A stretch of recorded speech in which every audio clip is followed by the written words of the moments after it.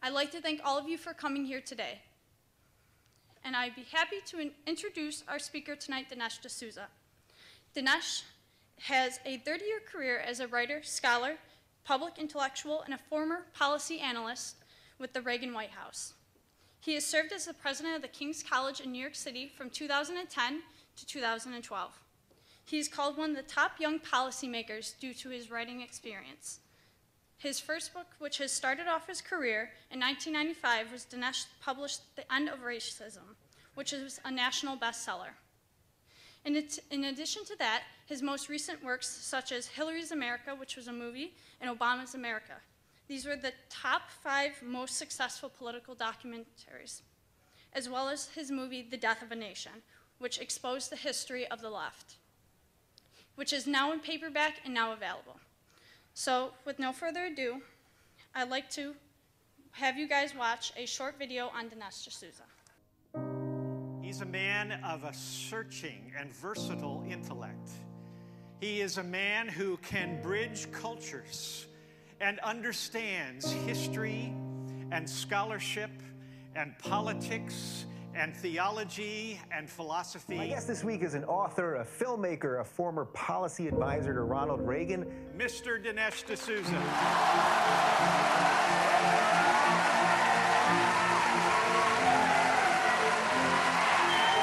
This American dream is a dream not just of economic opportunity or success, but it's ultimately a dream where you can be the architect of your own destiny. I grew up in a different world, actually a world without America. And although I grew up without a phone, without television, without hot water, we had a car, but if you looked down the floor of our car, you could see the ground. He's been described as an influential conservative thinker.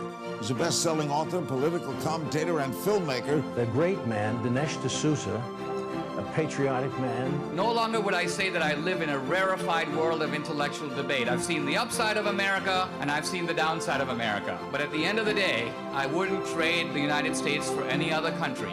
At the end of the day, my enthusiasm for American government may have dimmed, but my enthusiasm for this country burns brighter than ever. Thank you very much.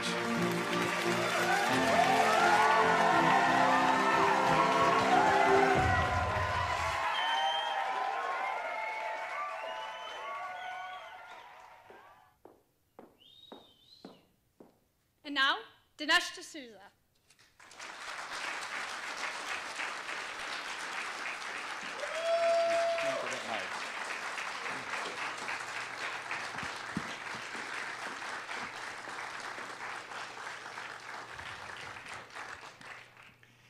Thank you very much. I'm thrilled to be here. I believe it's my first time speaking here in Buffalo. And I want to talk about socialism. I'm actually really happy to be talking about any policy issue at all because, as I think you know, for the first, really most of Trump's first term, there's been no policy debate at all.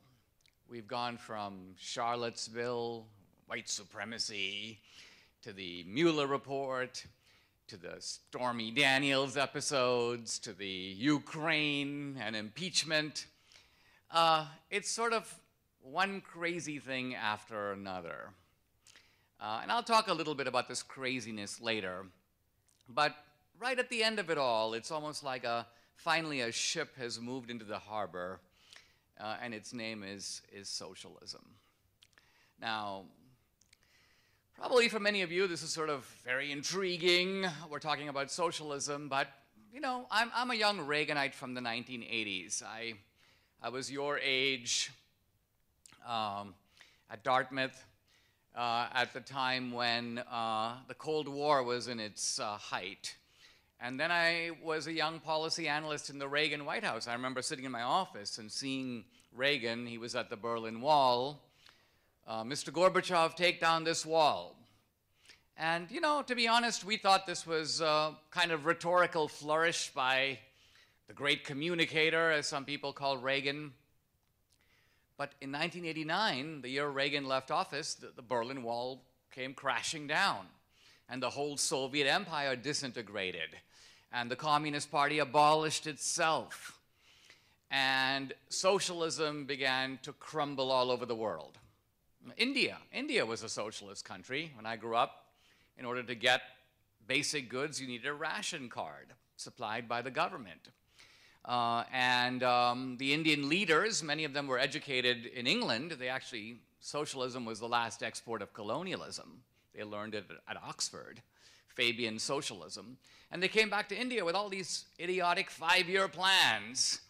And to be honest, it kept a whole generation of Indians desperately poor. I mean, India was the begging bowl of the world. When I was a kid, in fact, when I first came to America, people would say, hey, son, eat your food because there are millions of starving people in India. Notice no one says that now. Now they say, work hard because there are millions of Indians waiting to take your job. But that reflects the fact that India moved away from socialism and embraced, to a certain degree, what Indians call liberalization. But frankly, the Indians didn't even get it by reading Adam Smith. They got it by looking over their shoulder and watching the Chinese. The Chinese dumped socialism. After the Mao's Great Leap Forward, after the so-called Cultural Revolution, you got a guy named Deng Xiaoping, and the Chinese began to liberalize. Now, they didn't liberalize to democracy. So they have a very interesting hybrid that some people thought impossible, but it's clearly possible because we have it in China. It's authoritarian socialism. It's socialism combined with authoritarian government. Authoritarian capitalism. Capitalism combined with authoritarian government. But it has delivered the goods. I mean, the other day I saw Bernie Sanders on TV. He goes, the Chinese have done more to alleviate poverty than anybody. True. Hundreds of millions of Chinese have gone from desperate poverty to now middle class or upper middle class or better living standards. But what Bernie doesn't say is how they do it. They didn't do it by socialism. They did it by getting rid of socialism and going to a market economy. My wife is from Venezuela. So leaving history aside, look at Venezuela, the 4th richest country in the world. Oil rich, like Norway. And the richest country at one time in Latin America, in South America. But now, desperately poor. Venezuelans are running to Colombia to buy food. Hugo Chavez, when he moved Venezuela into the socialist orbit, had a phrase called made in socialism. So in Venezuela, if you'd go to the grocery store and you'd pick up a jar of mayonnaise, it would say made in socialism. Now if you go to the grocery store, there's nothing in the grocery store, only ketchup. And of course the ketchup does say made in socialism, but that's all they have. There's nothing else. So I say all this, it's a little tour through history, past and present, but I mention it because for someone like me, it's a little odd that we're discussing socialism, because socialism has been tried. The 20th century was the great era of combat, you might say, between capitalism and socialism, and it looks like capitalism won. Socialism was buried. And socialism has been tried, I think, by my last count, in about 24 countries. Almost all of Africa was socialist in the anti-colonial phase. You had socialism in Ghana, socialism in Nigeria. You still have socialism in parts of Africa. Nasser in Egypt was a socialist. Gaddafi was a socialist. He had what he called Islamic socialism. So this is not something new. It's been tried. It's failed everywhere. In fact, I would say that socialism is the most discredited idea since slavery. Now, of course, slavery hasn't disappeared in the world. You have vestigial forms of slavery, you have sex slavery and things like that. But you really, if you look around, you don't have anybody in the world advocating slavery. It'd be really strange if you actually had a major political party in the West that was the pro-slavery party. Let's bring back slavery. It's inconceivable. It's crazy. Someone who said that would seem demented. And yet, we have people who want to bring back socialism. Let's have socialism once again. So this actually, I think, demands some explanation. In other words, how do you even get here? What creates an appetite for an idea that seems never to have worked? Well, The socialists say, that's not true. It can work. It's worked at least in some place. Now they say, well, maybe it hasn't worked in Venezuela, maybe it hasn't worked in Cuba, maybe it hasn't worked in the Soviet Union, but there is always Norway, Scandinavian socialism. And I have to admit, this is kind of appealing. I've been to Scandinavia. You have all these countries, Norway, Sweden, Denmark. If you go there, you run into guys with names like Sven. And they're pretty nice guys. They go around in a bicycle. You know, Sven carries a lady's handbag, but he's sort of fashionably metrosexual. He lives in an apartment entirely outfitted by IKEA. And he's got a pretty nice life. He's into all kinds of weird stuff, but nevertheless, he's got health care. He seems to be living pretty well. Why can't we be more like the Scandinavians? So the argument is that here in America, we're not pushing for Venezuelan socialism, we're pushing for Scandinavian socialism. And I'll come back to that in a minute. The other idea is that we really need some form of socialism, or at least to move in that direction, because of all the problems with capitalism. Capitalism creates all this inequality. Capitalism is based on greed and selfishness.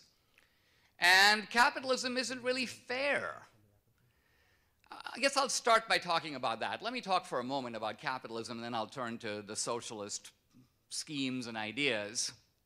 Because I think the argument, the anxiety about capitalism is very powerful in our society now. We don't understand why you have these huge inequalities of wealth and income. They don't seem to make any sense. I think of a guy, for example, I was recently in DC staying at the Trump Hotel. Very nice hotel. And I was thinking about the valet who parks cars at the hotel. And this guy, to be honest, to park a car in the Trump Hotel, it's kind of like the Four Seasons, it's like $30 to park the car overnight. And I thought to myself, wow, this guy probably parked 100 cars last night. And so, how much money did he get for the hotel? Well, 30 times 100, which is $3,000. Then I thought to myself, well, I wonder how much he makes. Let's say he makes $15 an hour. Let's say he worked 8 hours. Okay, he makes roughly $100. So the valet's probably scratching his head and thinking to himself, wait a minute, I made $3,000 for the Trump resort. I only got $100. Where'd the other $2,900 go? Probably to Trump or Melania, one of the kids. In other words, the problem is that it's not enough to say free markets, rah, rah, rah. You've got to actually account for how capitalism apportions its rewards justly. This was actually the heart of the Marxian critique of capitalism. Marx's most important idea, according to Marx, was an idea that Marx called surplus value. I just want to articulate it because although Marxism is sort of still, I think, in the graveyard, this idea is very much alive. So think of a company, any kind of company, a software company or car company, any kind of company. And typically in a company you have workers and you have capitalists. So Marx divides every corporation into these two camps: the proletariat, the working class, and then the bourgeoisie, the capitalist class. And basically what Marx says is that the workers do all the work. What do the capitalists do? Well, they supply capital or money. Now Marx says that when you run a business, it has some costs. It costs rent for the building, it costs money to buy the equipment and so on. You have to pay the workers, that's a cost. And then, of course, if you borrow money or if you have capital, you have to pay interest. That's the cost of capital. So Marx adds all this up. This is the total cost of running a business. But now Marx says, wait a minute. When a business sells products, it doesn't merely try to recover that cost. It tries to sell the product for as much as the market will bear, for as high a price as the capitalists can get for it. And so you get total revenue, which is a number bigger than total cost. And if you subtract one from the other, you get a very important number, which Marx calls surplus value. Now, we call it profit. And Marx's question, I think a very important question, who deserves that? Who should get that? And Marx's argument is the workers should get that because they made the stuff. And the capitalist, greedy, selfish guy that he is, he swoops in and grabs it, but that's theft. It doesn't belong to him. Why? Yes, he may have supplied the capital, but we've already paid him for that. We've already paid interest. That's part of the cost.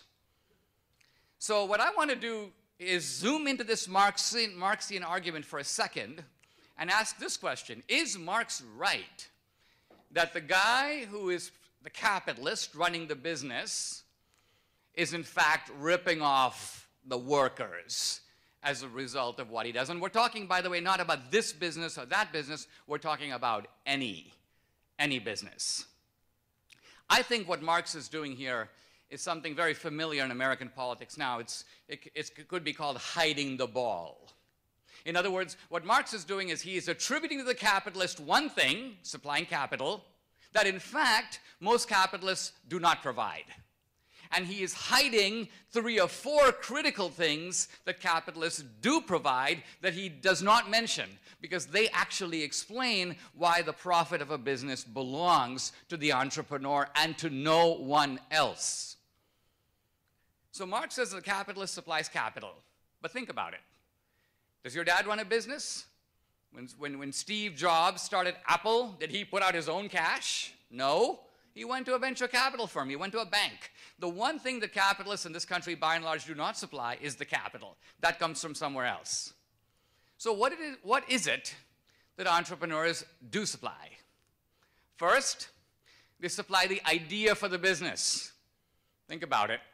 Without the idea for the business, there wouldn't be a business. Second, they supply the organization of the business. They put the whole thing together. They make all the pieces fall into place. They carry that out. And third, they take all the risk. They don't take some of the risk, they take all the risk. An entrepreneur cannot say to his employees at Starbucks or Apple or wherever, hey, listen, guys, we've had a down quarter. I'm going to be paying you 50% of your wages. No.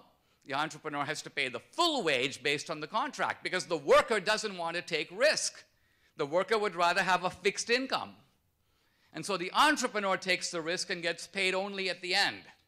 And so what I'm suggesting is that for coming up with the idea of the business, organizing it and taking all the risk, that's the guy who earns the profit. It's really funny because here's Marx talking about how, the workers do all the work and the capitalists really supply nothing but the capital. But if this were really true, workers in all kinds of businesses could quit and say, listen, we don't need this stupid capitalist. He does nothing. We can go borrow the money from another bank. We will run the business completely by ourselves. We'll run Uber. We'll figure out how to make this app work. We're going to basically run the Hilton hotels and the Trump hotels. We'll figure it out. But you notice, not in the entire history of commerce am I aware of a single case where workers have actually done this. They never have. They never have because they can't. They can't and they know it. They rely on the capitalists to create the wealth, and then they want to swoop in and claim it on the basis of a right. I have a right to this, and I have a right to that. Well, what does this really mean? I mean, you have rights, I have rights, we all have rights. But in the classical understanding of the American founding, a right is something that belongs to you by virtue of who you are. In other words, your right belongs, in a sense, to your person. You have a right, for example, to speak. You have a right to freely assemble. You have a right to vote.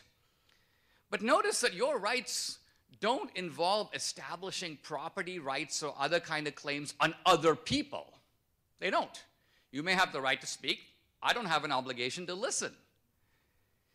Now, the problem is that when it comes to things like I have a right to health care, I have a right to free college, notice that your right is now actually trespassing on the resources and rights of others.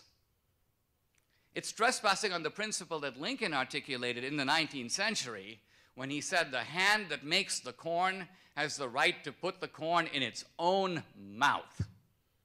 And for Lincoln, this was as fundamental a right as any other right. In fact, this is the basis of Lincoln's claim against slavery. Slavery for Lincoln is theft. You're stealing the fruits of another man's labor. And what I want to suggest is that that theft principle is alive and well today, and its name is socialism. Socialism is a disguised mechanism for stealing other people's earned resources, the fruit of their labor. It's taking the corn that some other guy has made and putting it into your mouth. Now, nobody likes to say they're doing this. In fact, think about it.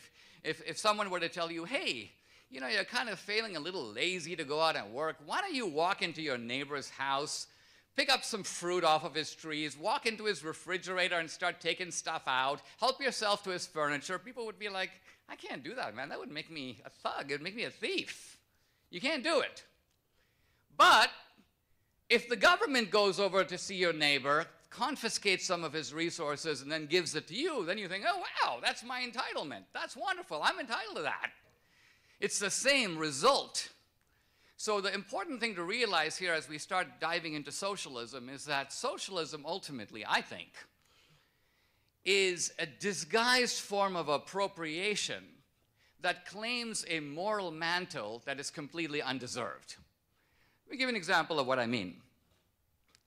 Socialism claims the moral mantle of generosity, of compassion, of need.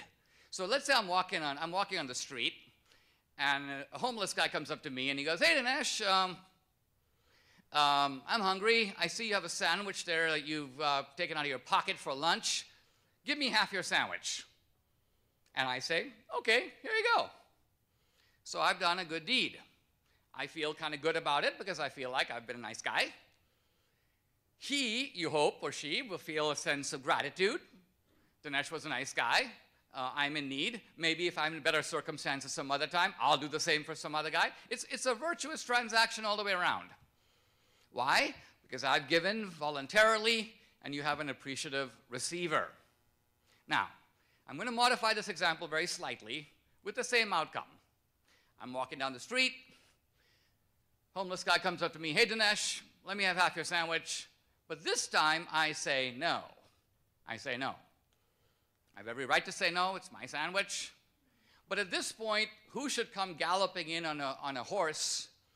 And this is probably a fairly appropriate now, but Elizabeth Warren. Elizabeth Warren is in a horse in full native regalia, and she's going full Cherokee on me. She gets off the horse, and she goes, Dinesh, give him half your sandwich. I say, I won't. She goes, you better do it or I'll scalp you. I'm like, I'm not that kind of Indian. But I'm scared. And so, under duress, I part with half my sandwich. Now, if you think about it, the outcome is totally the same. I end up with half a sandwich. The other guy gets half a sandwich. But I would argue the whole transaction has been completely stripped of any moral value whatsoever. Why? First of all, I don't deserve any credit. I'm a reluctant giver. I only gave because there was a gun to my head, so to speak, or a tomahawk waiting to get me. So I gave reluctantly. The guy who gets it, he's not appreciative. He basically goes, what? Half a sandwich? Where's the rest of it? I want 2 sandwiches.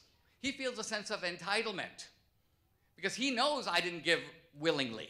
So what I'm trying to get at here is that here you have, with Elizabeth Warren being the stand-in for the state is producing by compulsion an outcome that would have been a virtuous transaction if performed voluntarily, but is now stripped of its moral content because it's done by duress. And so even though the result is the same, you can argue that far from getting social justice, what you actually have is a terribly unjust outcome. I mean, if you tried to do that in the private sector, you would be considered a bandit. Now, let's look at some of the ideas of socialism, because they're kind of interesting for me, anyway, to try to probe. The other day I turned on the TV, I see this guy, I don't know if you've seen him, Andrew Yang. He goes, I want to give you $1,000 a month. And I'm thinking, man, you must be loaded. $1,000 a month, this is pretty awesome. How many guys are you going to do that to? Can you even afford to do that to your own neighborhood? And then I realized that's not what he means. This is typical socialist talk. I want to give you. He actually doesn't mean that he's going to reach into his pocket or give anything. He's not parting with anything that belongs to him. Here's what he actually means. He means, I want to give American families $1,000 a month, but in order to get that money, I'm about to go hit up a bunch of American families to give, let's say, $5,000 a month to fund the program. Unfortunately, I fall into that camp. So really what Andrew Yang is saying to me, in his own disguised way, is, hey, Dinesh, I want to take $5,000 of your money and then give you back $1,000 of your own money so you can then thank me. I'm thinking to myself, what kind of madness is this? First of all, if that's what you meant to do, why don't you just take $4,000? Why pretend to be giving me $1,000 that I know you're not actually giving me? It's not even your money. The whole thing is a fake. What you're trying to do is a reallocation in which you rip off Peter to pay Paul, and you're counting on Paul's vote. That's where the voting element of it comes in. Socialism is about building constituencies. Bernie Sanders. It costs $12,000 to have a kid in America, but only $70 to have a kid in Finland. This is an actual tweet by Bernie Sanders. Thinking to myself, that's really interesting. It costs $70 to have a kid in Finland. How is that possible? I mean, first of all, does the doctor work for free? All the prenatal testing, free? Hospital? $15? What's the economics of Finland that could even enable this to occur? And of course, when we look at it, we realize, no, it doesn't cost $70 to have a kid in Finland. It costs thousands of dollars just like here. It's just that the way that the Finns pay for it, the way that this is billed, is actually rather different. So let's put it in our own context so we understand what Bernie's talking about. Imagine you have a neighborhood, and here's Bernie Sanders, and he's about to have a kid. I don't know if he can, but, you know, let's say he could. He's about to have a kid. He's really excited. And so he goes to all his neighbors, knocks on their door. Hey, guys, I'm Bernie Sanders. I'm about to have a kid. I need you to give me $500. And they go, what for? And he goes, it's really expensive to have a kid these days. And people go, wow. He goes, yeah, I'm going to collect $500 from each of my neighbors. And then they go, wait a minute, Bernie, you're having the kid. You're having all the fun and making the kid. Why don't you pay for it? And Bernie goes, well, no, don't worry. Once I collect all the money, I'm going to chip in 70 at the end. Right? And his neighbors would say, you're crazy. Get the hell out of here, Bernie. Go back to sleeping on your neighbor's couch and tapping your neighbor's electricity like you've done for years. Go back to living your Rip Van Winkle life, in which there are no cell phones, and it's still the Soviet Union in the 60s. It'd be crazy. So, Scandinavian socialism. It's worth saying a word about this, because Scandinavian socialism is not what any American socialist wants. You notice Bernie went to the Soviet Union, Bill de Blasio went to Nicaragua, everyone goes to Cuba. You notice nobody goes to Scandinavia. It'd be really funny to see. I'd love to see Elizabeth Warren and Bernie Sanders go to Scandinavia and actually go in the wintertime. You know why? Because I'm looking at the photo op. First of all, you have these two aging white dudes going to Scandinavia.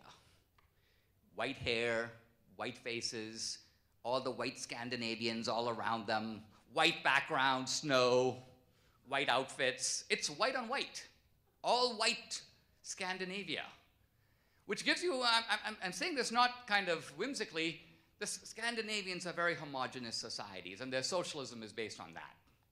In other words, their socialism is the socialism of the tribe. Notice socialism, I've been kind of railing on it, but socialism does work in certain contexts. Here's a context in which socialism works right now for me, inside my family. I look at the Marxist principle from each according to his abilities to each according to his needs. That's how my family operates. It's one guy might make the money, but everybody gets to spend the money based upon their wants and needs. Pure communism. And the Nordic countries are like, we're one big family. We're all happy Svens with our bicycles. And so we're going to share. But there's certain key principles to remember. First of all, Nordic socialism is based on the idea that we don't interfere with the process of wealth creation. We let that go. We let that build. We don't fool with that. Low corporate tax rates, no minimum wage, no wealth tax, no estate tax. This is what they have in Scandinavia right now. Capitalism on steroids. Now, once we create the wealth, we're going to share. But we're going to share in a very interesting way. The idea is because we are sharing, we have healthcare, we have guaranteed retirement, we have this, we have that. But here's the point. Everybody has to pay. In other words, notice that our socialism is all based upon making somebody else pay. This is what's so great about watching like Elizabeth Warren in the debate. Because I'm going to tax the rich. I'm going to tax the 1%. The whole idea of our socialism is based upon creating division. And by the way, it's not just the traditional Marxist division. The traditional Marxist division is the rich against the poor. That's classic socialism. We have what I call identity socialism.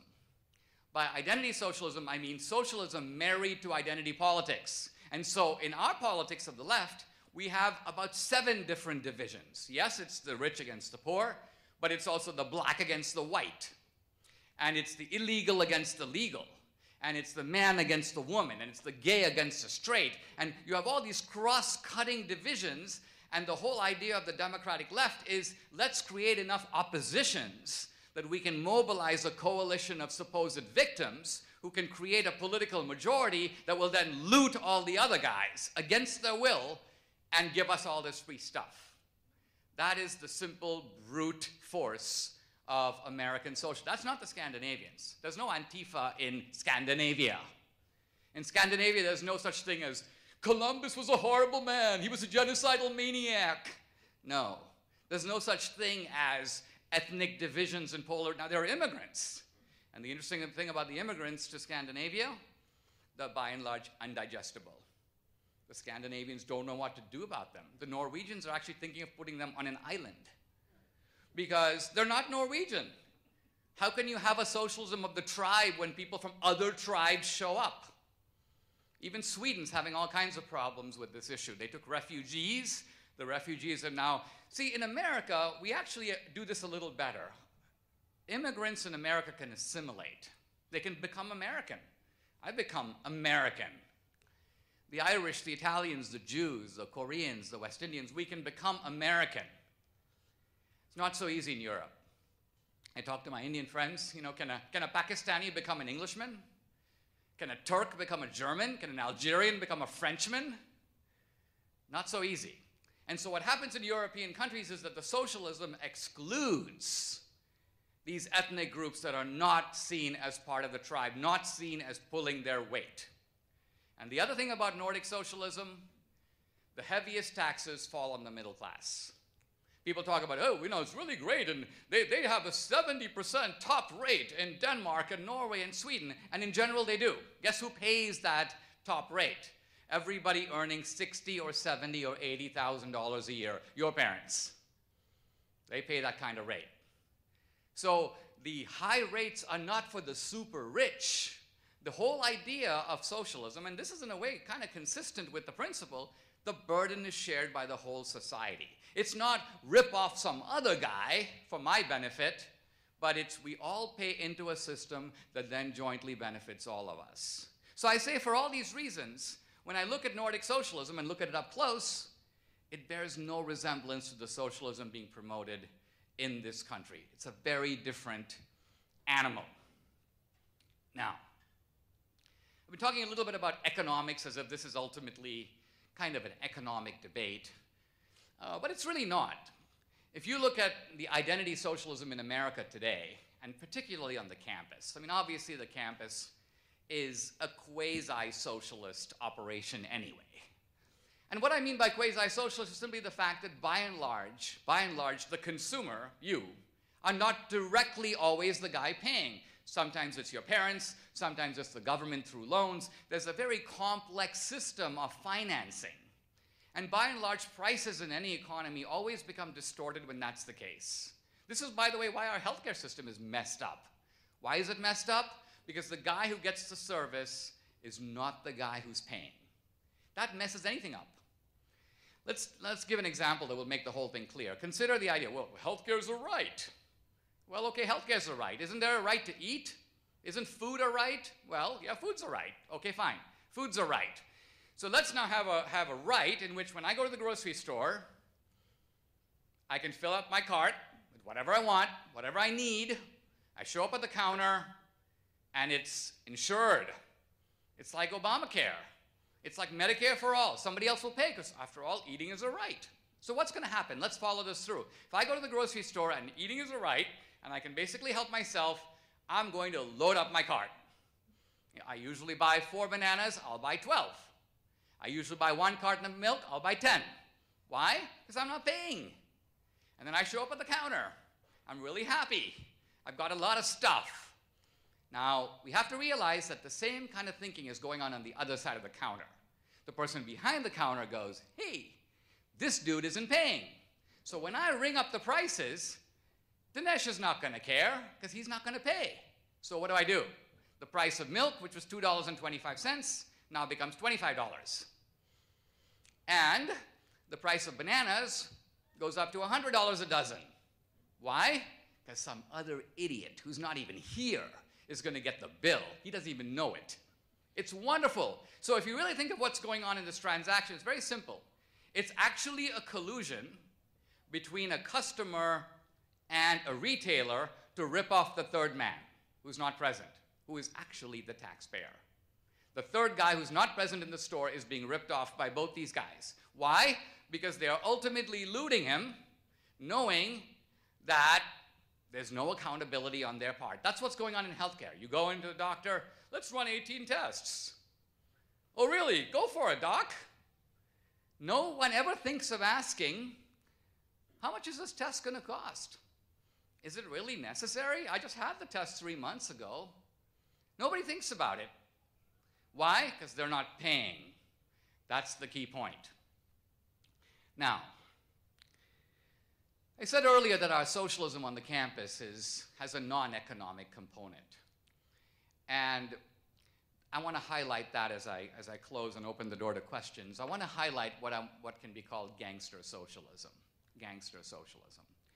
Gangster socialism is a socialism of political intimidation, of enforced conformity. Now you might say, well, why are you going here, Dinesh? I'm going here, Dinesh, because all socialist regimes go there. All socialist regimes at some point begin to use not just the force of taking your money, but the force of beating you into submission. And I want to argue that that is actually a necessary part of the socialism, because pretty soon you begin to realize it's not working. People realize the whole thing is stupid. The whole idea that you can make the DMV into the Apple Store is madness. Everybody knows that. When you start doing it, people get really mad, and that's when you have to start beating them up. You have to beat them into submission. So what happens on the campus is it's a conformity of ideas. In politics and with Trump, it's a different kind of conformity. But on the campus, it's a conformity of ideas. You have to kind of go along with prevailing narratives. You have to think this, you have to say that. You have to respect this, you have to respect that. Why? Why do you have to do that? Not because these ideas are self-evidently true. In fact, if they were true, they wouldn't need that kind of defense. 2 + 2 is 4. Do you see me going around beating people up to get them to admit that? I don't need to. I just have to show them 2 marbles and 2 more marbles, and they can see it's 4 marbles. End of story. No force required. But if I say things like climate change, now climate change is a tougher sell, because the truth of it is, many of us have lived a rather long time. We remember the climate when we were kids. It's exactly the same as it was now. That's the case everywhere, right? If there were any measurable differences in the climate, believe me, the market would notice. Have you noticed recently that, think of it this way, The oceans are rising. Miami is going to be under the sea. Coastal properties are going to get flooded. Think about this. If this was really true, and all this data is out there, anyone could read it, if anybody believed it, you would begin to see property values plummeting at the coast. All over the world. This would be happening right down the coast of Europe, all across the East Coast, California properties. In fact, it would be cheaper to buy inland than to buy on the ocean. The Obamas recently forked out $15 million on Martha's Vineyard. Think about it. They've read the same, they're putting out the same studies themselves. The oceans are rising. Really? If the oceans are rising, why would you buy a property that's going to be engulfed in water? The truth of it is, and it's not just you, Obama, sellers know that's not going to happen. Buyers know it's not going to happen. Real estate agents know it's not going to happen. Everybody knows the whole thing is bullshit. Everybody knows it's an open secret. But in another context where your wallet is not involved, in another context, oh, I'm very worried about climate change. I think I'm going to stop using straws. I think that's a very important step I'm taking to make the climate better. But all your other actions show that you actually know that this is not true. So you're playing a game. It's all about a game. There's a great scene in 1984. This is Orwell's dystopia. And they're interviewing this guy, Winston, and they're trying to get him to admit that 2 + 2 is 5. This is the essence of political correctness in a nutshell. Winston, you got to admit that 2 + 2 is 5. And Winston goes, no, I've given up my wealth, I've given up my family, I've given up everything. For me, I have only one freedom left. And that's the freedom to say that 2 + 2 is still 4. And so what do? They put him in a dark room, they turn out the lights, sensory deprivation, all kinds of torture. And finally, poor Winston breaks down. And he goes, 2 + 2 is 5. And he goes, can I go now? And they go, no, Winston, we're not satisfied. He goes, why not? I told you what you wanted. I told you that 2 + 2 is 5. They go, we know that, but in your mind, you still think it's 4. You're only saying it's 5 because you know that's what we want to hear. Our goal is to beat you into such conformity that you think inside your mind that 2 + 2 is 4. This is what the socialists want to do. In 1984, they want to make Winston into a worm. They want to destroy his ability to not only operate in a free economy, but to be a free man, even in his own mind. And I want to suggest that that's actually what's going on Tocqueville talked about soft despotism in America. We have it. That's what's going on here. An attempt to beat us down into intellectual submission. Now, if you happen to agree with the orthodoxy, you don't feel it. But if you don't agree, that's when you begin to feel it. That's when ultimately the guns are, you may say, trained against you. I had this experience myself, by the way. When I crossed swords with the Obama administration, I always, had the civics book idea of American justice. You break the law. I broke the law, by the way. I exceeded the campaign finance limit in donating 20 grand to a college friend of mine above the specified limit. The limit's $10,000. I gave her $30,000. I broke the law. I didn't mean to break the law, but I did break the law. So here I'm sitting across from these federal prosecutors in league with the Justice Department, with Holder, and they go, hey, Dinesh, did you exceed the campaign finance law? And I go, yes, I did. And I should get, I said, I believe, the same penalty as anybody else who did the same thing. And they go, oh, no, Dinesh, it doesn't work like that. We're going to get you on bank fraud. So I go, bank fraud? They go, yeah, because you took your money out of your bank account. And I go, what? And then they go, we're going to get you on mail fraud. And I go, mail fraud? And they go, yeah, because you put your check in the mail. And I go, what? And I turn to my lawyer and I go, what's going on here? What are these guys up to? And he goes, well, Dinesh, what they're doing is they're taking laws that were passed to go after ISIS and the mafia, and they're training their guns on you. Why? Not because you exceeded the campaign finance law, but because you are perceived as an opponent, an enemy of the current administration. You're not a critic, you're not a dissident, you're an enemy, and they're trying to take you out. So, I regret to tell you, those of us who believe in civics book ideas of America, that this is also the America we live in now. This is actually going on. Today, when you don't know it until you're in their sights. But when they come to your house, it's not going to be two guys with a file. No, it's going to be police cars and helicopters and automatic weapons, and get out of your house and get on the ground, and out come the handcuffs, and then the process is only beginning, because they can use all kinds of bludgeons to get you to admit to things that you have no intention of admitting to, but if you don't admit to them, the chances of you ruining your life go up exponentially. Now, all of this to me is not unconnected with socialism. It is, in fact, the use of state power, which, once it becomes so great, can easily be abused and used for terroristic purposes. Let me close on this note. People often look at Trump and they go, oh, this guy Trump, he's causing so much division. He's, source of so much conflict in our society.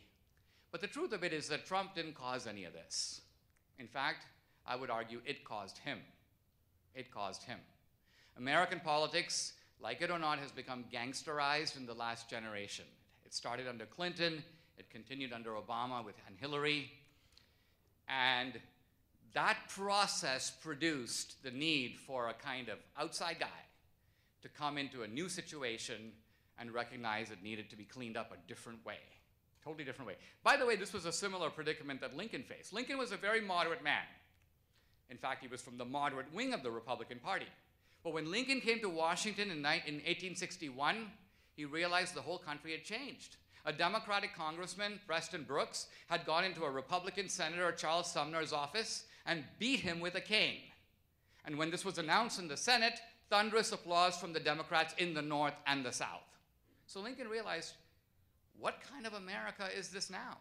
And that the old rules don't apply anymore. Unfortunately, it is our situation that we're not living in the kinder, gentler America that I first came to when I got here as a teenager. American politics has become a rougher sport, and Trump is a product of that. I have to admit, Trump is kind of a mud wrestler. He's in fact probably the greatest mud wrestler in American history. And he takes a relish in it. I think that in a way you could say that taking on Trump is kind of like wrestling with a pig, because not only does it get everyone dirty, but the pig likes it. And so American politics has now taken on this theatrical quality. And I'd like to see it go back to a more civil time, but it's not going to happen until all this lawlessness is brought under control. Socialism, to me, is an un-American idea. It's the antithesis of the American dream. The American dream is about ladders of opportunity. It's about writing the script of your own life. It's about keeping the fruits of your own labor. And socialism ultimately is about not doing that. I recognize there's a lot of inequality in our society now. It's temporary. It's a product of a society in churn. In other words, capitalism often is on the straight path. Mostly it's like that. People say, oh, we had a golden age in the 60s and 70s when the CEO only made 30 times what the worker made. Now it's 300 times. Why is that? I'll tell you why that is. Because the CEO in the 60s and 70s did nothing. The ordinary CEO of a company was a basic administrator. Sign the paychecks, oh yes, negotiate some deals, expand the retail, put up a billboard. That's totally different than inventing the iPhone. At the turn of the century, 100 years ago, there was a communications revolution, the telegraph, the telephone, the airplane, the car. And that's why we had the Gilded Age, a lot of inequality. Why? Because there's all this new stuff that people are making that didn't exist before. And now we're living through the second communications revolution, and the benefits of it are on the consumer side. Look at the life that you take for granted. Okay, I'm going to go live in an Airbnb. Oh, I got a $25 coupon. Oh, I've got this, I've got that. I got GPS. I'm never going to get lost again. Who did all this? Who thought of it? So capitalism is actually in a period of abundance and churn. And that churn will level out and we'll have less inequality. But we'll be very thankful we had it because it will permanently alter our lives for the better. Your life and my life. And this, to me, is the vitality of America. This is the America I want to affirm. And this is the America that Reagan had in mind when he used that beautiful phrase many years ago, morning in America. Thank you very much. Thank you.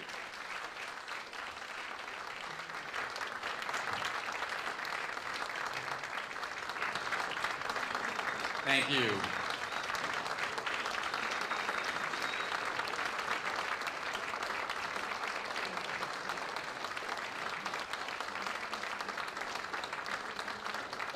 Thank you, guys. I appreciate it. We do have a little time for questions, and let's take some from the audience. All right, can I have everyone line up on the left side of the stage, right on these stairs? And you'll find a pink line a couple of rows ahead of me. Please line behind.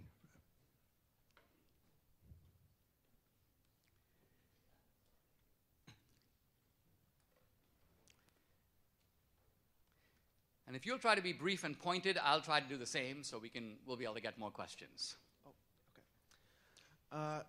Sure. So you described in a socialist system, if we had health care that people didn't have to pay for, they would do this terrible thing where they just get all these scans, all these medical things, and they would just go crazy with medical procedures.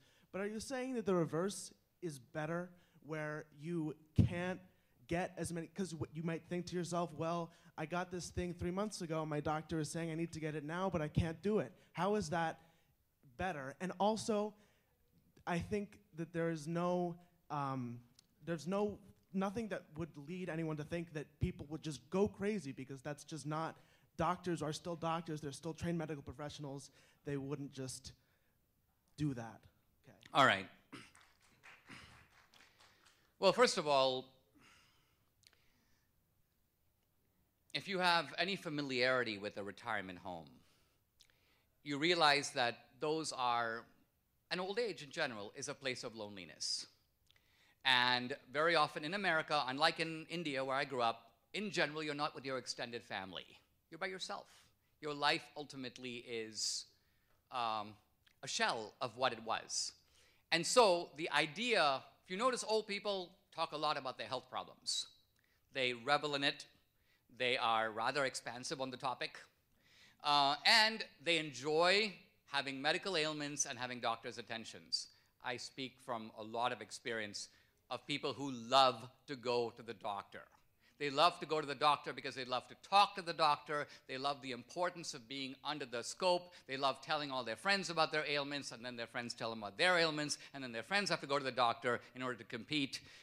And so this idea that somehow nobody would ever go to the doctor, nobody would ever get a test, they don't, absolutely is ridiculous. The truth of it is there's a tremendous appetite on the part of people, particularly in the later stage of life, and I'll probably get there myself, in which the attention of the medical community is in fact something that is avidly sought. Now, I think the real thrust of your question is, but what's the alternative, Dinesh? Are you actually saying that someone who might need something is going to have to price it out? Here's what I'm saying.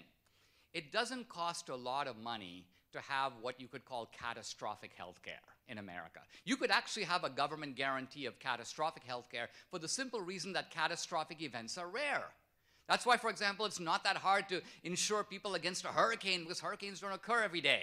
But people get colds every day. People have routine healthcare needs every day. And the truth of the matter is, if we didn't have this inflationary pricing for the reason I described, you should be able to go to your doctor, and he goes, you say I have a bad cold, and the doctor can typically say, you can run these 4 tests, or you can take some cold medicine, and it'll pass in 7 days.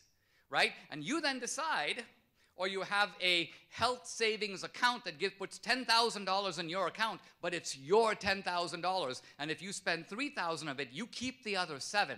In other words, it turns you into an actual consumer, where it's now your money, and you're going to ask, do I really need this? If I do, of course I'm going to spend it. My health is important to me. But if I don't need it, I'm not sticking the bill on some other guy, so I don't have the indifference that typically comes when some other guy is paying. That's all I'm trying to say. So I would support catastrophic health care, but I think ordinary Americans should pay their own health care bills because they should be able to afford it, because the health care cost will be lower if you have a consumer-based health care system. For the same reason that we have a consumer-based food system, and it works pretty well.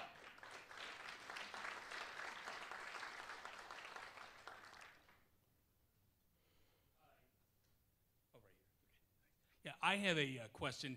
You mentioned before about the Chinese and their, what do you call it, authoritarian socialism? Authoritarian capitalism. Yes, capitalism. Yeah, which well, replaced authoritarian socialism. Right, right. Well, 30 years ago, I got a master's in economics from University of Chicago, and they always told us that, you know, there's no such thing as free trade if you're not trading with a country that's not free.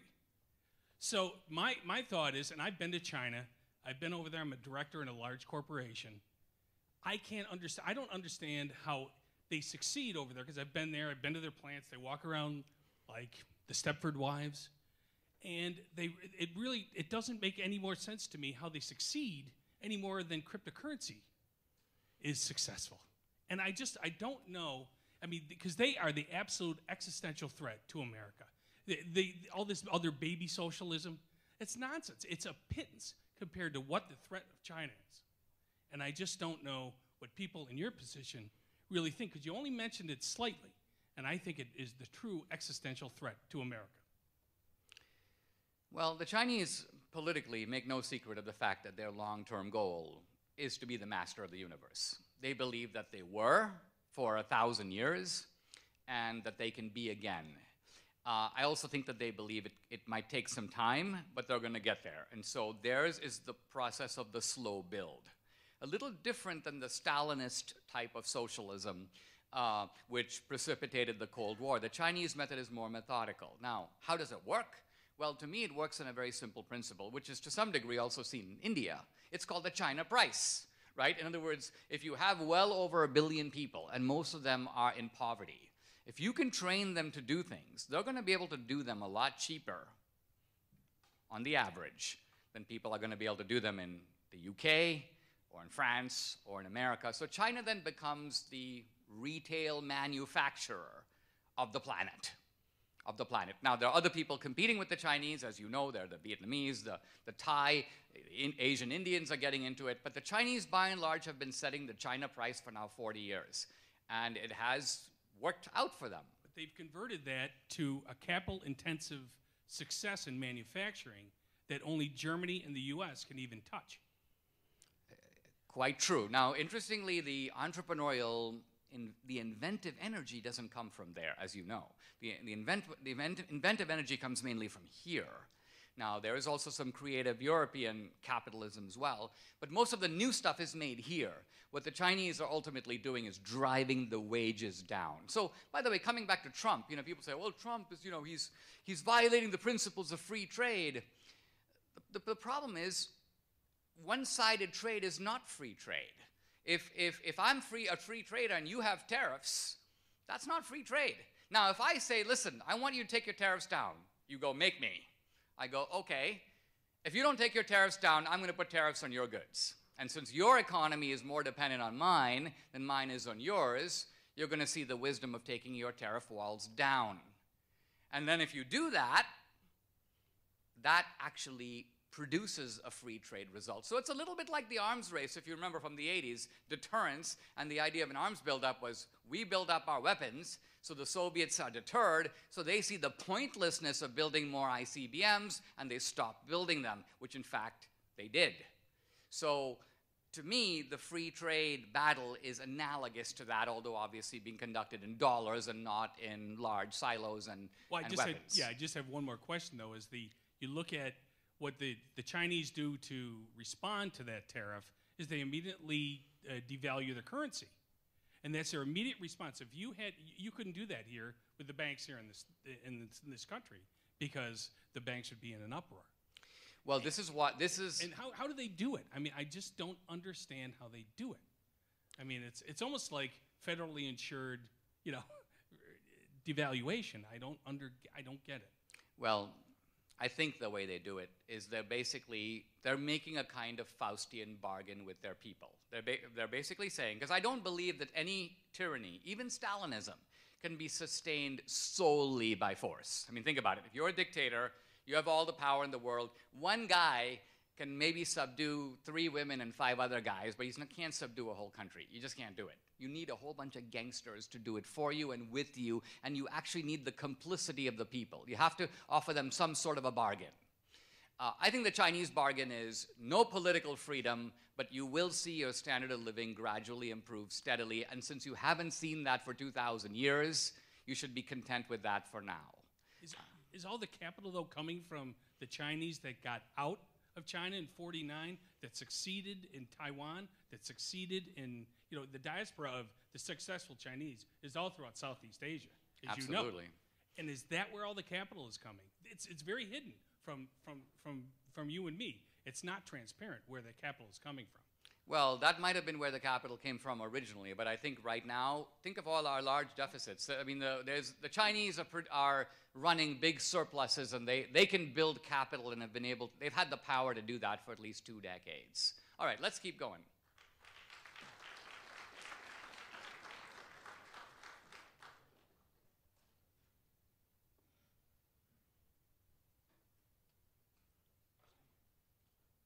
Hi, Dinesh. It's an honor to see you in person. I usually see you on YouTube on the little screen. And thanks to you, I wouldn't have known that in 1860, before the Civil War, there were 4 million slaves in the United States, and they were all owned by Democrats, as you said. But my questions for you are, will you have, I watched Hillary's America and Death of a Nation. Will you be coming out with any new movies? That's question one. Quick question two, do the people who succeed in capitalistic societies also succeed in socialist societies? And the very last question, just crossing my mind here what that was. Oh, the very, like what you were saying, what is the way to get back to that kinder, gentler America? Let me answer sort of in reverse order. The way to get back to the kinder, gentler America is to make sure the gangster tactics don't work. So, for example, take Antifa. You have all these, and I'm speaking in Portland in the first week of November. Antifa, you know. Now, Antifa doesn't scare me, but they're not trying to scare me.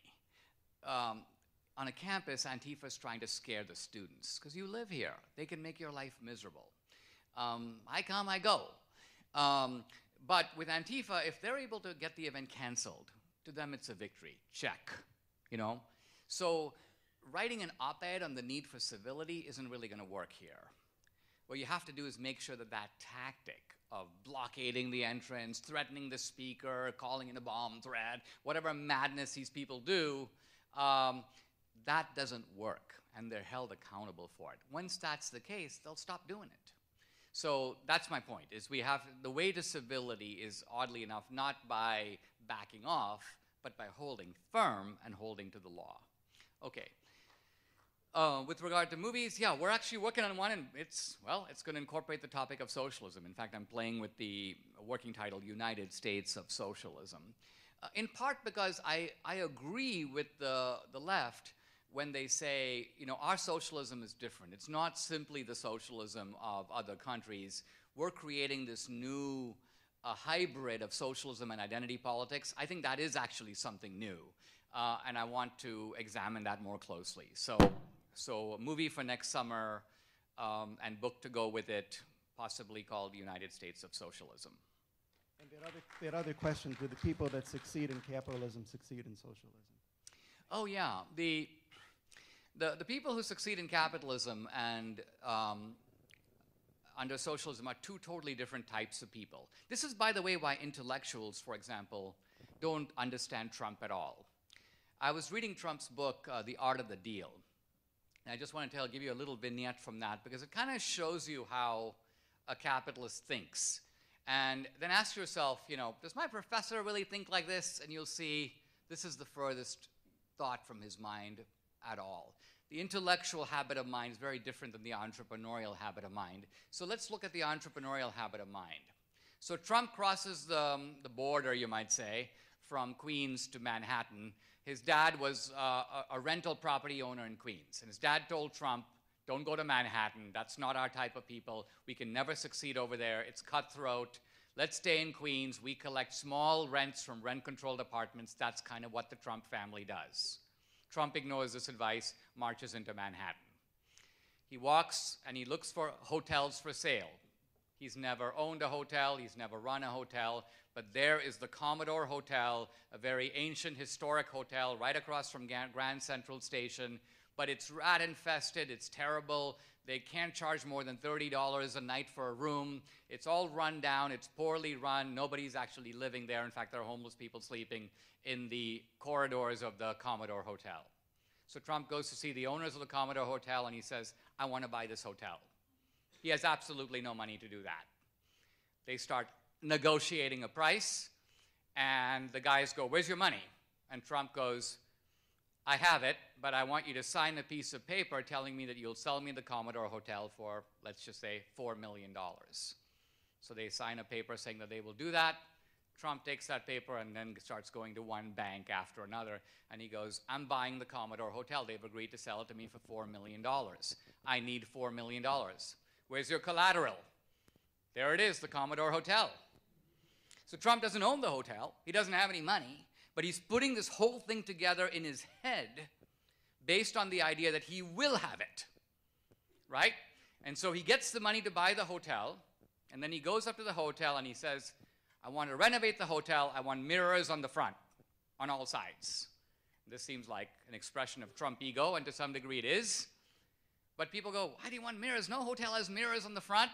Trump goes, we're living in New York City. If you put mirrors on the front of my hotel, you can see Grand Central Station. You can see the Chrysler Building. You can see these grand monuments of New York reflected in the hotel.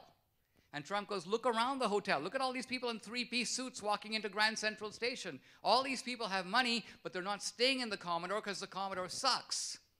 But if the Commodore is renovated and looks good, these people can stay in it. And then Trump goes and makes a deal with Hyatt to run the hotel. And people say, why do you want to split your profits with Hyatt? Trump goes, because I have no idea how to run a hotel. They're actually going to reimburse me for a lot of the investment costs, and they're going to run the hotel, and we're going to split 50-50. Now, if you ask me, that's genius. None of my professors of Romance languages at Dartmouth could even begin to figure that one out. They don't even think like that. Even the conservative champions of capitalism don't think like that.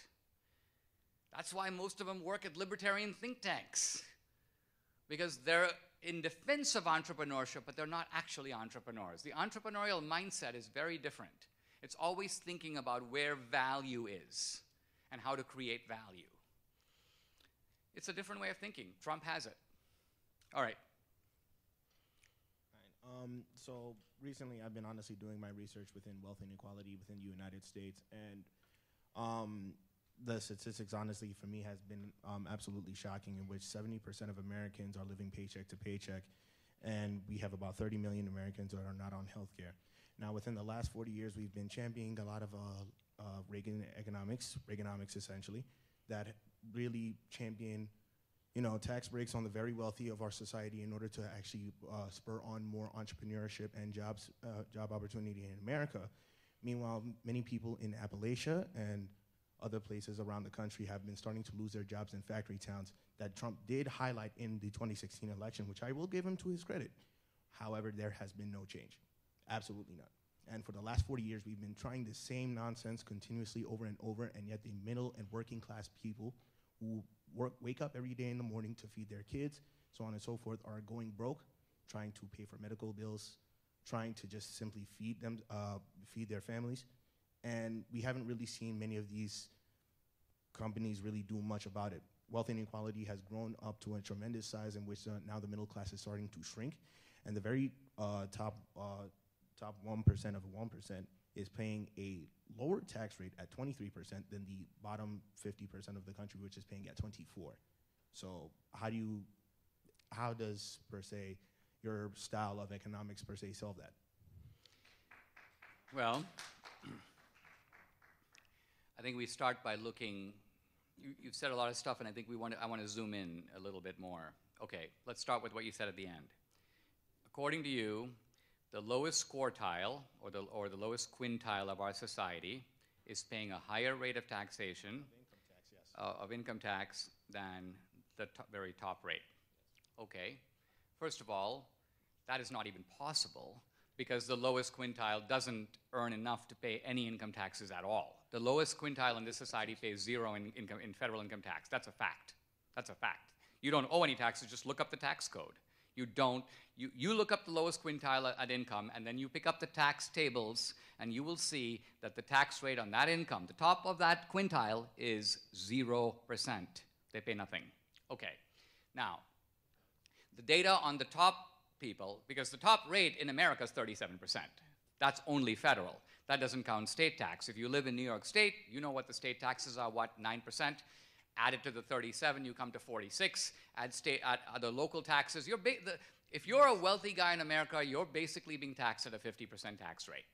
Now, according to Emmanuel Saez and a couple of other economists who look at a very small subpopulation of people, by and large people whose income is coming from capital gains and not actually from normal income. And they go, look at these guys, they're only paying 24% because the capital gains rate is lower than the income tax rate. But the truth of it is, ordinary rich people who are working as accountants or working as super lawyers or who have started their own businesses or professional sports, they are paying at roughly a 50% rate when you add federal, state, and local. In Scandinavia, those guys are paying 70 and 80% because of the VAT tax. They have a 25% VAT tax on everything you buy. Notice the VAT tax is highly regressive because poor people spend a greater proportion of their income on necessities and consumer goods. The Scandinavians don't hesitate to do this. So if you want the Scandinavian model, just realize the Scandinavian model says that if you make $70,000 a year, you're going to turn $30,000 to $40,000 of that over to the government. That's their model. Now, so coming back to our model, we're disagreeing about the actual picture being described. I don't deny, let's just take Jeff Bezos. Jeff Bezos is the richest man in the world. $165 billion that he is worth. 165 billion. I also want to just point this out too. Jeff Bezos has enough money to pay every single one of his 550,000 workers that are currently working for him today $250,000 and still be a billionaire. Okay. Okay. So according to you, because I'm not saying whether it's good or bad, but that's just okay. An actual statistic. Here's the point I'm trying to make. Whether you take a guy like Jobs or Bezos, ask yourself this question. How did they get so many dollars? And has a single dollar that they have been ripped off of anyone else? Think of it this way. I used to buy stuff all over the place, and I'd look for this and I'd look for that. The genius of Jeff Bezos really is very strange because Jeff Bezos invented nothing, right? He didn't even come up with the iPhone. But what he did figure out, his cleverest idea, in my opinion, is actually the idea of Amazon Prime. Amazon Prime says that if you give him $79, he will give you whatever you order at your doorstep in 2 days. Now, first of all, that's an impossibility on the face of it. And when he came up with the idea, everyone told him, Jeff, you can't do it. That makes no sense. Because if somebody orders, let's just say, an elephant, you have to deliver the elephant, and you have to deliver it by FedEx. And think of the FedEx cost of sending an elephant overnight to somebody's house in 2 days. Can't do it. Sorry, Jeff. Good idea, but for another day. And Jeff goes, no, you're not thinking right. That's not the way to do it. The way to do it is if people give us $79 up front, we'll have a whole bunch of cash, and we will then build 800 warehouses all over the country, so when the guy orders an elephant, there will be an elephant 300 miles away, and some guy will get in a truck and drive it to his house. We're not going to FedEx it to him. We can't afford to do that, but we'll have 800 warehouses, and they'll be automated, and there'll be robots that go pick up the stuff off the shelves, and true, but the efficiency, think of who's benefiting. We're benefiting as consumers. Jeff Bezos is rich in direct proportion to the value that he's created for you and me. We gave him those dollars voluntarily by our own choice. And now we sit around and do these thought experiments. Oh, wouldn't it be great if he gave $500,000 to every other dude who walks into his office and he'd still have some money left over? Maybe he would or maybe he wouldn't. The truth of it is, now think about it. What is Jeff Bezos doing with his money? What can he do? First of all, he can only wear one pair of clothes at a time. He can only eat 3 meals a day. Yes, he can live in nice hotels, but he's not living in any better hotels than I live in. So what's he doing with all the money? He can give it away. He can invest it, create more jobs. He can put it in a bank, they'll lend it out to other businesses, create more jobs. So why are you so scared about Jeff Bezos having this money? I would trust him more with that $160 billion. Now, imagine if I bring 500 yahoos, otherwise known as the US Congress, in here, and I go, guys, here's $160 billion. Go for it. You think they would spend the money any wiser than Jeff Bezos would spend his own money? Bill Gates is buying mosquito nets for poor people all around the world. So he knows the value of the money. He earned it. I trust him to spend it much more than I would trust a bunch of people who have no stake in it, have never done a thing with it, and will use it to buy votes for themselves. That's the essence of socialism. Now my rebuttal to that is essentially, there are about 535 billionaires in the United States alone. Now, they control about 1/10 of the United States economy. Now, that money is obviously, a lot of it is obviously tied up in investments, and some of that money, well, let's just say the Walton family, $221 billion that they're worth. They're not reinvesting that money within the economy by paying their workers at least a lot more of a higher wage. I used to work at Walmart. I got paid $8.40 an hour. That's terrible. But, you know, it obviously should go up. I'm saying that in terms of we as the people start to now have to pay for these things.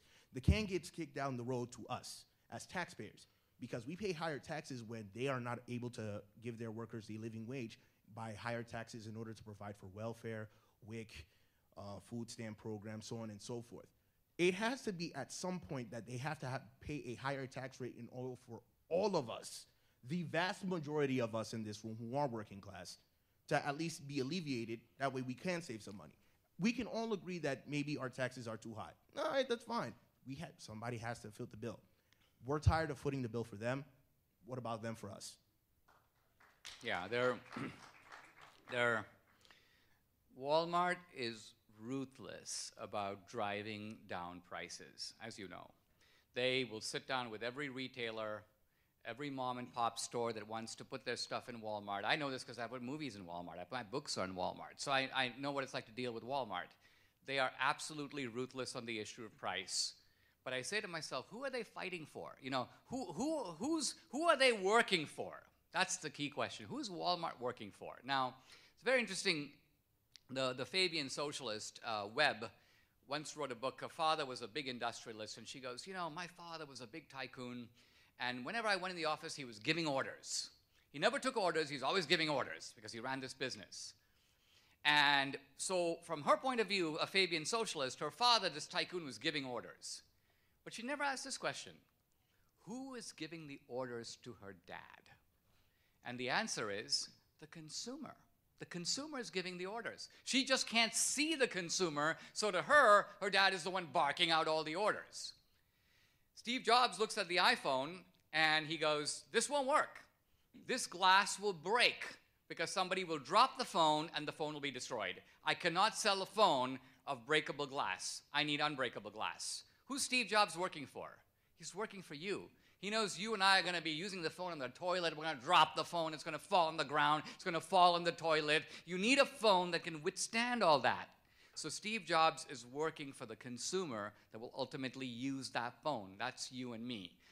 The genius of the entrepreneur is he has to always think about the other guy. Think about in most jobs, we never do that. We only think about ourselves. We're actually the greedy, selfish ones. We never put ourselves in the place of other people. I know so many authors who work at think tanks, right? So one guy comes to me and goes, Dinesh, check out my book.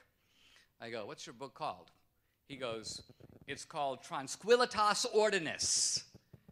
I go, what is that? He goes, that's a Latin term. It refers to a papal encyclical. It refers to peace through order. And I go, you know, when you came up with this topic and you thought of this book and wrote this 400-page monster, did you think about who might be interested in reading such a book? And the guy looked at me and with a straight face goes, no. Never occurred to him. So imagine making a product, whether it's soap or an iPhone, and never giving one moment's thought to what is the audience or constituency for this product. This is how the socialist mind is. And to some degree, it's how the academic mind is. It's, I'm interested in this topic, so I'm going to write a book about it. And then I'm going to be really mad if I don't see people lined up at Barnes & Noble to buy the book, but I haven't given any thought to my audience, to my customer.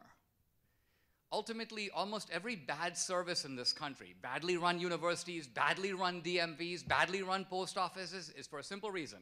The guy behind the counter doesn't give a damn about the person who's walking in the door. And that's the reason for it.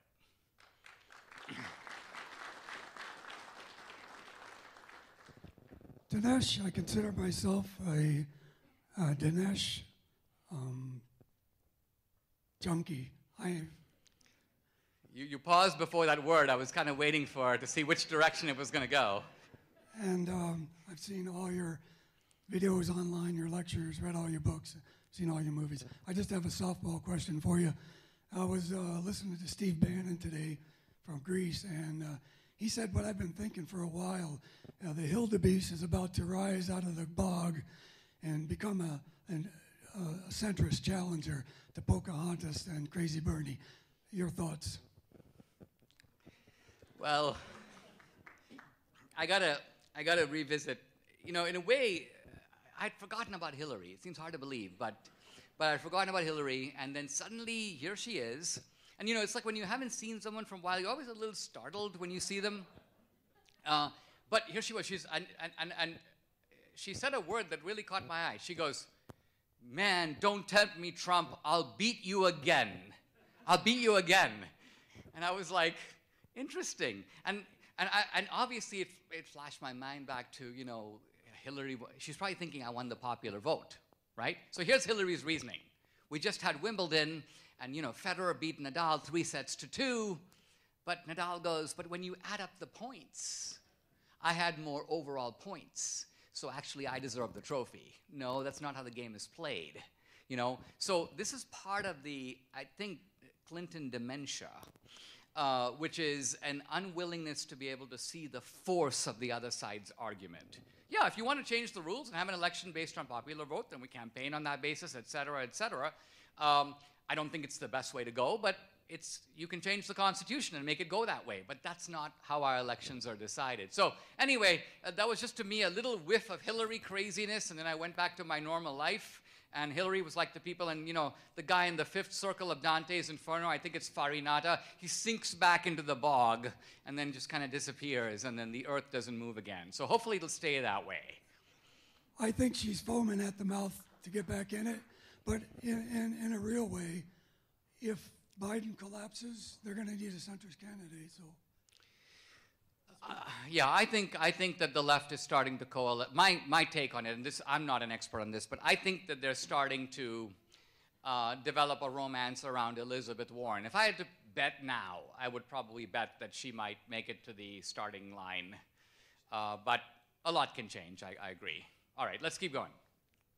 Okay, so you talked a lot about the failures of socialism and the horrors that they've created, but you seem to have also left out a lot of the horrors of capitalism over the years, not including but not limited to the destruction of native land and stealing of their land, slavery, the colonialization of Africa, disasters such as the Triangle Fire back in the early 1900s, and continuous inequality today. And I want to know, is that a conscious decision that you're making in order to further your agenda, or if like you actually do believe that those things aren't actually tied to capitalism?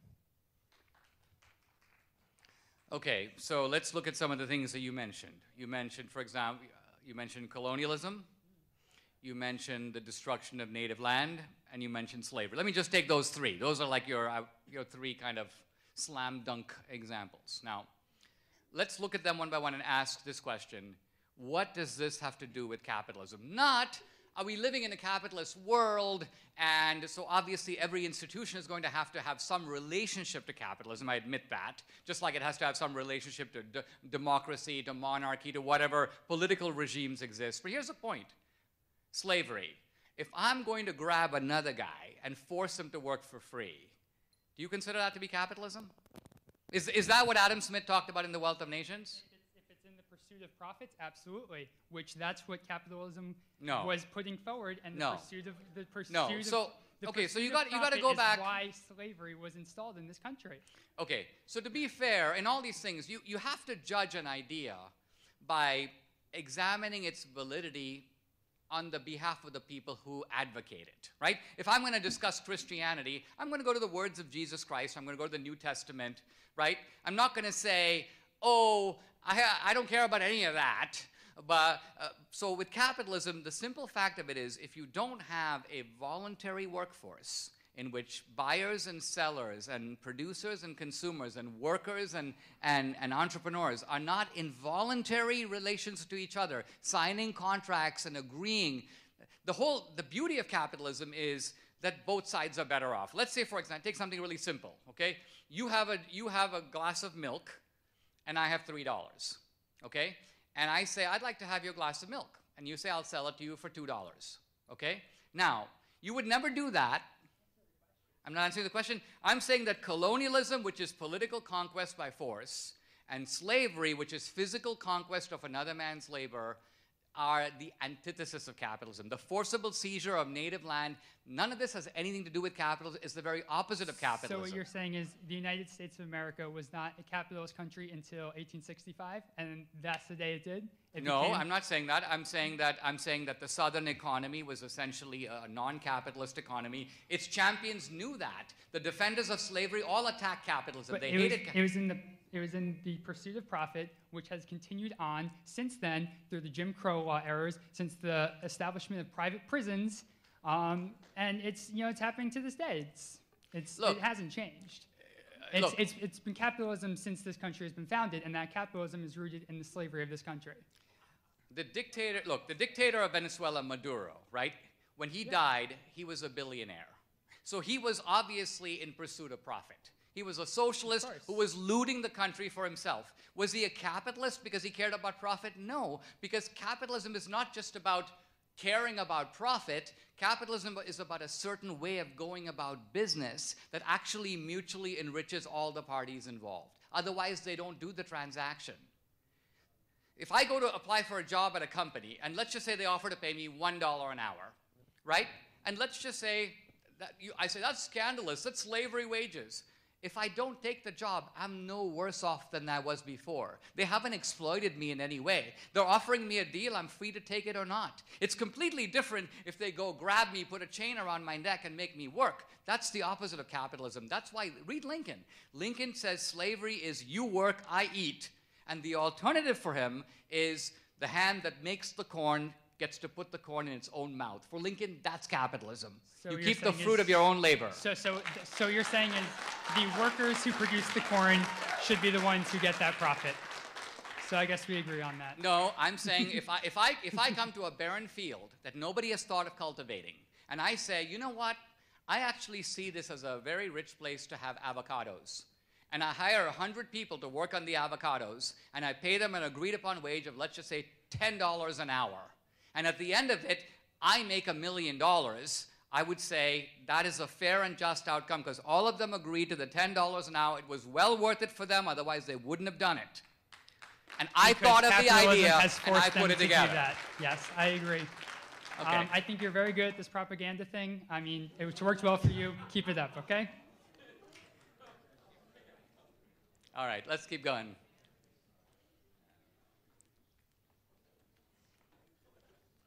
Yeah, I just have two quick questions. The first one, in relation to the last guy's question, I want to talk about why do you think socialists ignore mercantilism and label it as capitalism to try and justify their attacks against capitalism? Well, part of it, to be honest, I think, is that for a lot of young activists, they wouldn't even understand your question.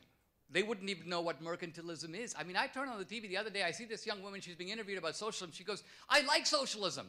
And they said, what do you like about it? She goes, well, socialism is what we're doing right now. And the guy goes, what do you mean? He goes, well, here we are socializing, socialism. So when you're dealing at that level, it's very hard to start talking about Adam Smith and mercantilism and free trade and mutual benefit and contracts and all this sort of thing. Yeah, the Wealth of Nations was a diatribe against mercantilism. Mercantilism here meaning politically engineered trade. And Adam Smith is making the case that free trade, makes both parties better off and creates tremendous value for both sides. And the consent is what consolidates that transaction. That's the essence of capitalism. Okay? Yeah, and my last question was, on the issue of income inequality and wealth inequality, why do you think the left focuses on these issues and completely ignores the progression of progress and prosperity and only looking at the percentage each part of the population holds? Well, some of it is an optical illusion. See, what happens is our economic statistics are a freeze frame.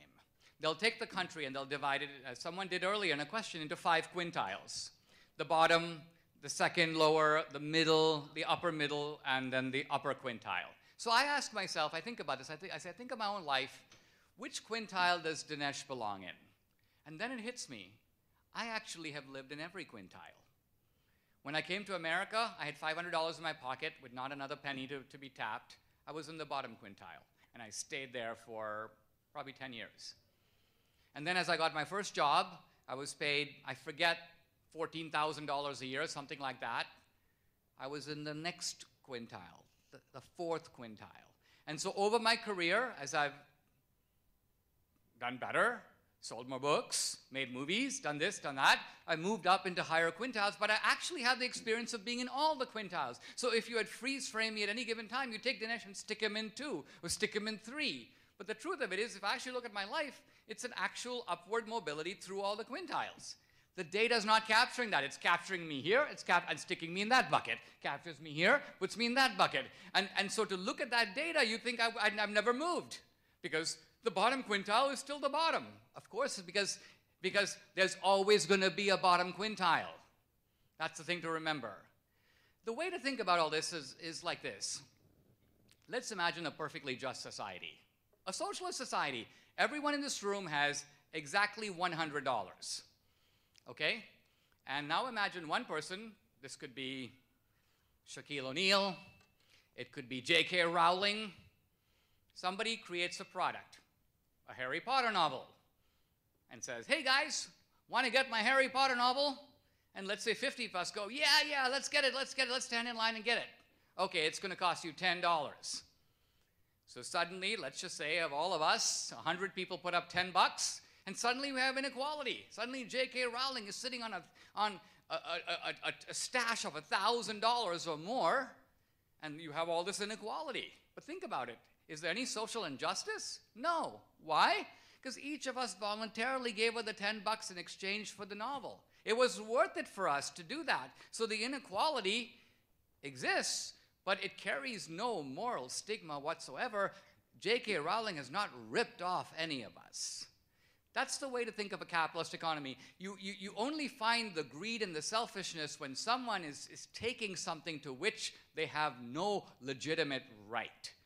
That's when you have a legitimate case. And that happens. Monopolies, embezzlement, conspiracies, there are all kinds of ways in which markets get distorted, but the biggest way they get distorted is by politics. Okay, probably, I don't know if we can catch all the questions, but you guys can make the call. I'm happy to take a couple more. Okay. Hi, Dinesh. I really like, thank you for coming so much. I've watched a lot of your lectures online. It's nice to finally see one in person. Something I've noticed tonight, I've noticed that last year when Ben Shapiro came here, I asked him a similar question. I thought, well, this Brett Kavanaugh thing was so crazy. I feel like at this point, everyone's going to take a step back and be like, okay, I don't like this craziness anymore, and we take it, as a society, take a chill pill and turn the volume down slightly on the political rancor. But that doesn't happen. It just seems like we keep atomizing more and more. We keep, tearing each other apart. And so what I noticed, like, just getting ready for this event, people were ripping down YAF posters and writing stuff on it. And I feel like the more we try to defend or promote certain ideas, instead of people wanting a discourse, they just want to atomize more and more. So my question was, how do we push forward conservative, free market, moral ideas of Western civilization in a way that doesn't cause, and I know it will never be perfect, but a way that doesn't cause more atomization, more divide, and helps, at the same time to promote good ideas, also helps rebuild the social fabric? Ultimately, you're asking, how do you restore goodwill when that goodwill has become frayed? It's become very frayed because the tenor of, like the people who pull my posters down, okay, let's think about it. What is going through their mind? What's going through their mind is not, hey, here's Dinesh, he's going to come up, he's a really good propagandist, he's really going to say some interesting things, and we might agree or disagree. They're not thinking of that. They're thinking, this man is a rhetorical polluter, right? His ideas are not really ideas at all. They're more like putting carbon into the environment. What we have to do is stop that from happening. So what you're really dealing with, and it's incredible to see this in a university, is intellectual goonery.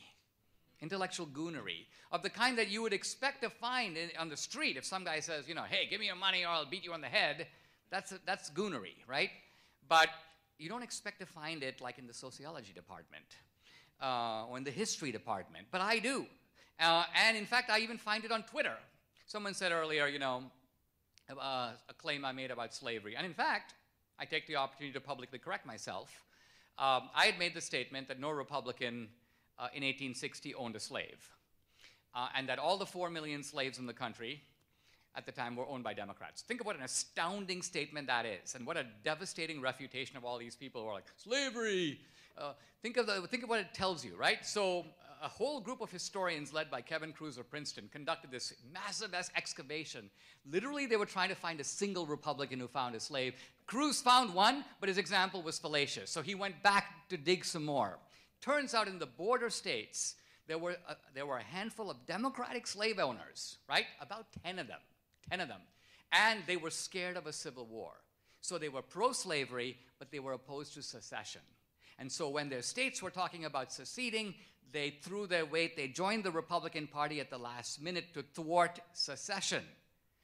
10 anomalous exceptions that you have to dig literally out of the graveyard of history. And huge amounts of historians are working on this to refute the single statement that I made.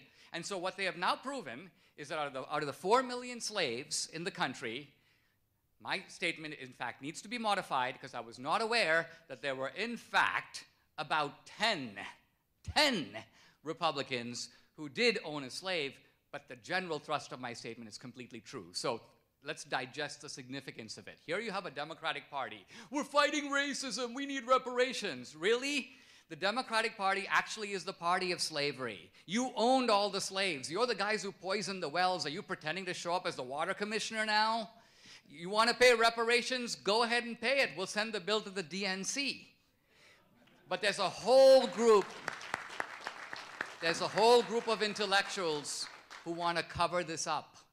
And so I say, what kind of intellectualism is this? What kind of fraudulence is this? You're supposed to be an academic. You're supposed to be after the truth.